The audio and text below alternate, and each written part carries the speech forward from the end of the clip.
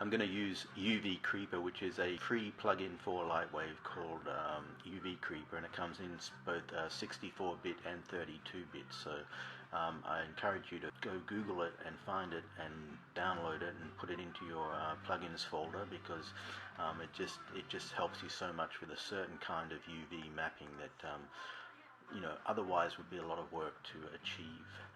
So with that said, let's get into it. So the way this plugin works is, the first thing you've got to do is tell the plugin in which direction you want your UV map to go. So I've gone into point mode over here, and I'm selecting 2 points in this tire, basically describing that I want the UV to be running in that direction. Okay, so I want it running in that direction. So if I had chosen these 2 points, the UV would in fact run in this direction, which I don't want in this case. So let's go back to this view, and I'll just select these 2 points. So I'm describing that direction, and then I'm going to go to map, because this is where I've put the plugin, because you can put these plugins wherever you want.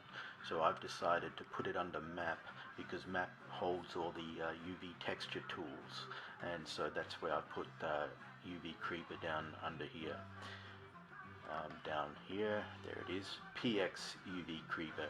I'm just going to click on this now, and there it is. It's come up with this little dialog, and you'll see here it says new UV map, and it says new map name. So I'm going to give this a name.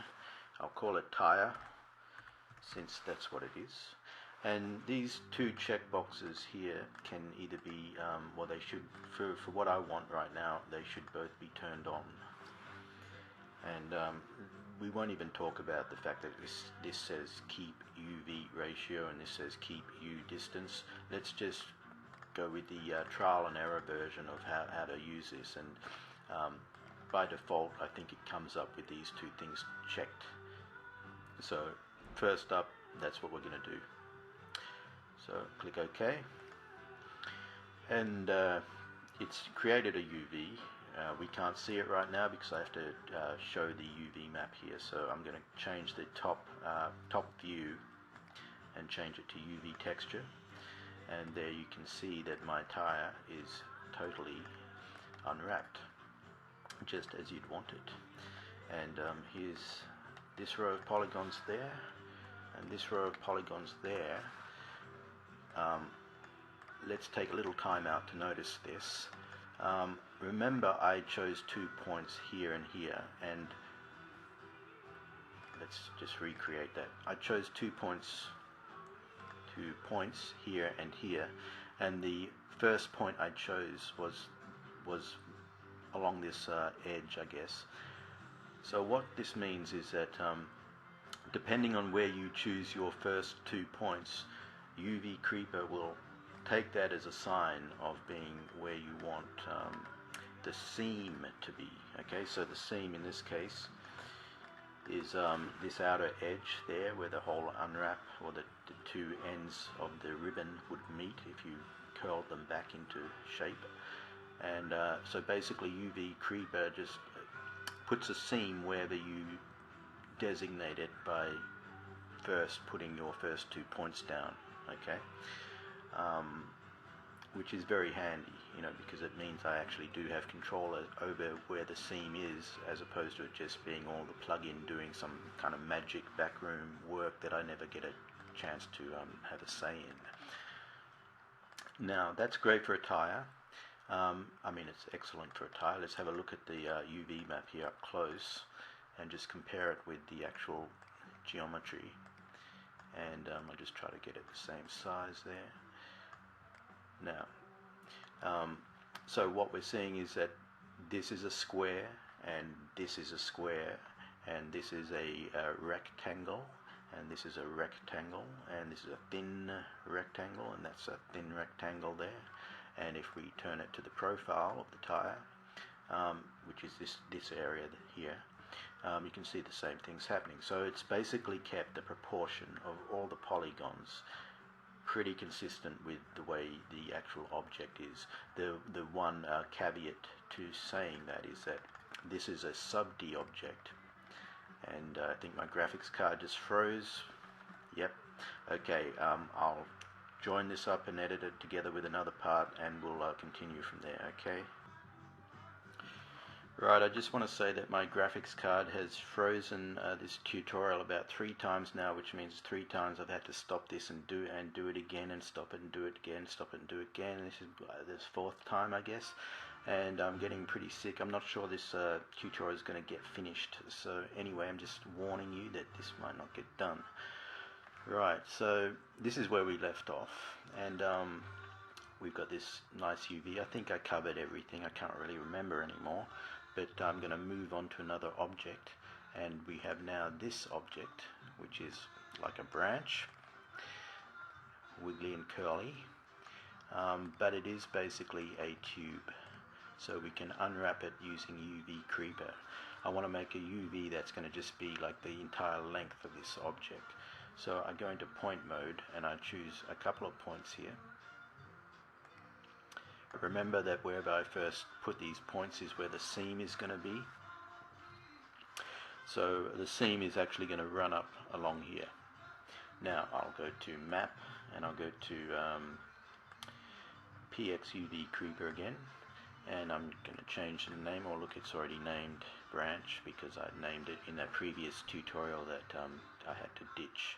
So click OK, and there we go. We get this very nice map here of this branch. It's all nice and wide down here, and it gets thinner to the top, just as this object does. Okay, so you can obviously see how that's great for a certain kind of paint that you might want to do on this sort of object. Let's try another kind of UV using UV Creeper that would give us a different type of map. So let's cross our fingers and hope that the graphics card doesn't freeze again, and that I don't have to do this all again. So I'm going to again select these 2 points down there, and I'm going to go to map, and I'm going to go down here to my PXUV Creeper, click on it, and this time I'm going to call it branch 2, and I think I need to turn that off. And I click OK, and well, it's not quite what I expected, but what this has done is it's by clicking that off, it's tried to make this fit out all the space, so it's made as much use of the UV texture space, which is a cube. Okay, so it's taken it right from that end to that end. It's still maintained this kind of proportional unwrap, so that's good. But so I'll leave that as branch number 2, but I want to do another UV map here. So I'm going to come down again to PXUV Creeper, and this time I'll call it branch 3, and I guess I'm going to turn that one on and turn this one off. I don't even care what this says. It's trial and error for me, so I'm just doing this, and click OK. And this time around we get this sort of absolutely squared off UV map, which is like where everything is all proportionally the same, which is good for certain types of things. For example, if I wanted to put stripes on the object in my paint program, I could just paint nice vertical stripes like that, and they'll just run up the length of the object like so. So just for example, I'll change the surface of this object to branch, put smoothing on, change this to texture, come into my surface, go to branch, okay, go to branch, color, change my projection to a UV projection, and change my UV map. I'll select branch 3, and my image will be load image. There we go, stripes, vertical stripes. Use texture. So as you can see, we get this. Okay. And if I was to say go back into my surface editor and go back here and change my UV map to one of the other ones, say branch 2, you'll see that and that UV map was this one. Okay, you'll see now that the stripes maintain their size all the way up. They're not getting smaller as they go up. It's it's basically the stripes are just, if we imagine the stripes sitting here, they're just going up like that. So they do get cut off on these curved edges, as will be shown on there, okay, on that seam there, okay. But that's how that's going to look, unless you went into Photoshop and painted your texture with the stripes going up like this. Okay. Right, so I do want to move on to the next UV subject. Okay, so this is part 3, hopefully. Now, okay, so we had that object, you know, mapped like that, and then I'm going to move on to this sort of object. You could imagine it's like a tabletop, and I want to use a UV creeper in this case to do the edges along there. Now, of course, you could always do we could always come down to T for texture and go new and make a new one. So I'll call this table. And we could use, this is Lightwave's UV creations tool, and just go to change the map type rather than planar, make it Atlas, and go create, and look at the UV here, and we have this, which is pretty good because you know, we get the whole object, the top and the bottom, and these things here, which is what UV creeper would be used for, to do those. But upon closer examination here, you might notice that these squares, these polygons, are not equal.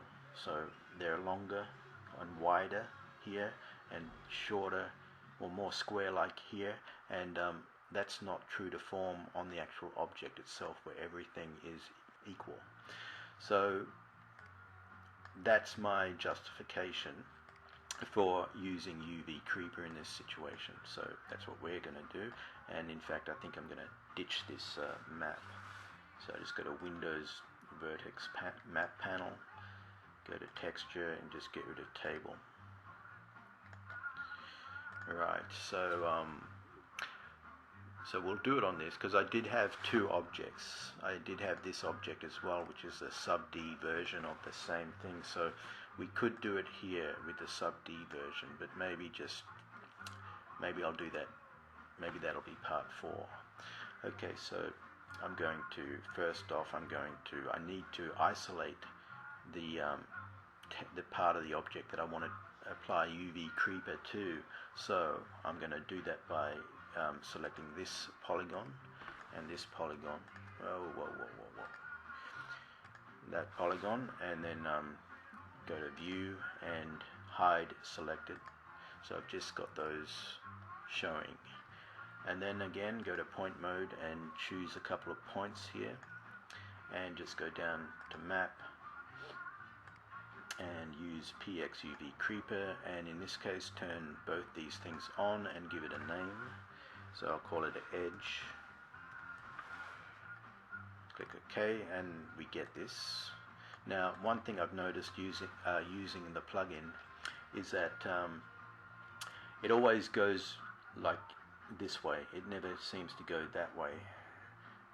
So I'm not quite sure why that is, but that is just the way it is. Now, if that's a problem for you, you can just grab these polygons, these points here, and modify the UV by rotating it. Okay, like that, 90 degrees,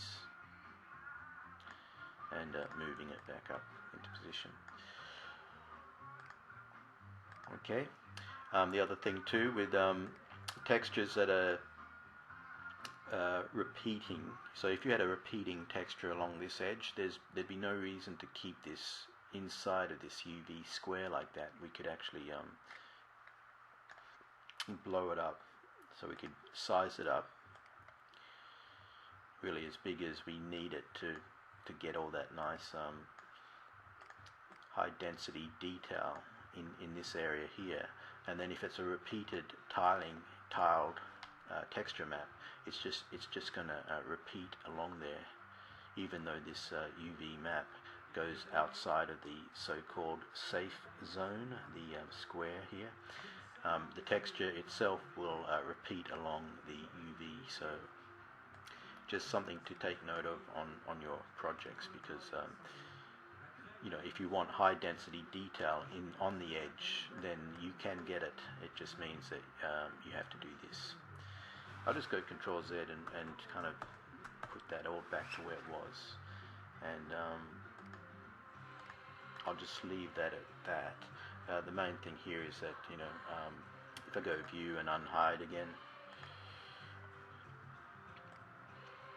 it's not like this UV creeper really did just deal with this piece of geometry when these were hidden. When they were hidden, it actually ignored them, and it just dealt with this the part of the geometry that was showing. So UV creeper is smart enough to actually understand that, because if I hadn't have hidden them, let's do another one. Let's choose these 2 points, and I'll just do another unwrap here. So I'll just go to, where was it? Down here. PX UV creeper, and do it again, and I'll call this edge 2. If I do this, well, actually it works really well. It didn't choose these, so that's great to know. I wonder why. I actually don't understand that, but it's actually good, but I don't really understand it. Let's see how it works on the other object. So this one here. So if I do the same thing, I just select that point and that point, and again go to my UV creeper plugin, and I'll call this edge 3. What's this do? Well, this makes a mess of it, because, you know, it's a sub D object, and it is taking into account all this stuff here. So that's why I'm confused, because it I don't quite understand why, but maybe polygon objects are a little different to sub D objects. So let's do the sub D objects. So I'm just gonna select those 2 and go to View. There's a keyboard shortcut for this, Hide Select, but my laptop doesn't allow it. Hide Select, and we'll just select these 2 points there, and then I'll go Map and PX UV creeper, and I'll call this edge 2. Click OK, and there we go. We get a similar thing, but this is for the sub D object. And if I go to View and Unhide, my objects are all there. I can put this all together. You know, I could put the tabletop parts of this UV map in here, couldn't I? So it would be a good idea to leave this in that size, unless I wanted the high density detail along the edge, in which case I need to blow that up again, which I already showed you how to do. So I won't do it again. And of course you can rotate this sideways if you want it going this way. In case your texture map is already designed to run that way, you could rotate that around on the horizontal. I did want to go into actually putting a texture on there, so maybe I should do that. Yeah, let's just do that. Okay, so I'll go into point mode. For this I have to rotate it. Modify, rotate this 90 degrees. There it is. I'll put it up about there, or here, there. I feel a graphics card freeze coming on, but we'll just see how we go. And I'll just size this up about there, about here. Okay, so, and I'm going to put, it's on textured wire, so I'm going to now select polygons. I just want to actually make this a surface. So I'll just go change the surface name to edge,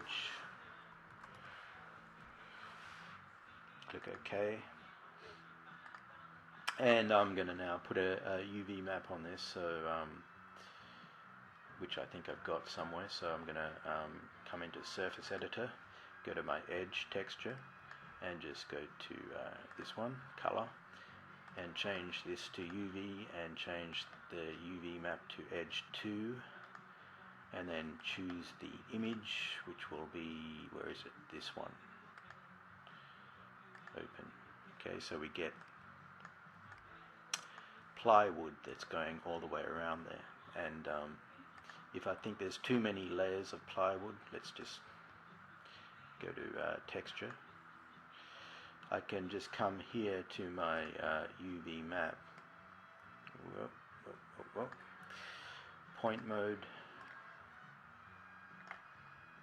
zoom in again, and I can modify size. I can just scale this up like so. I can, scale it down to get my thickness of the plywood a little more realistic. Okay, so that's about, I think, where it should be.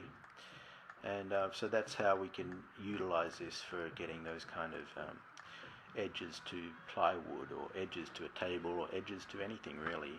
I've done it to other objects where the edge is even more complicated than this, and that's what's great about UV Creeper, is that it'll run the texture along the, it'll enable you to just map a texture this way, like a long straight thing like that. That's very easy to do inside of Photoshop, and but it allows you to have complex curvy shapes. Let's just curve this object, so I'm just going to select some polygons here and just rotate this a bit like that. It's not this is not the way you'd normally rotate or curve something, because you'd actually bend it, I guess.